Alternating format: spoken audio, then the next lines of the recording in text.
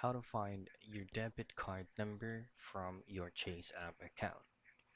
The very first thing that you have to do is, of course, head over to the Play Store or App Store and download the Chase app on your phone.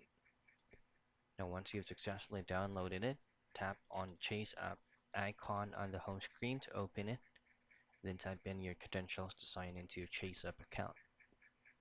Now, next is going to be tapping the bank account you're currently using, and then scroll down to the account services section and tap stored cards. Now here you will see the card number you use on the Chase app for the specific transactions.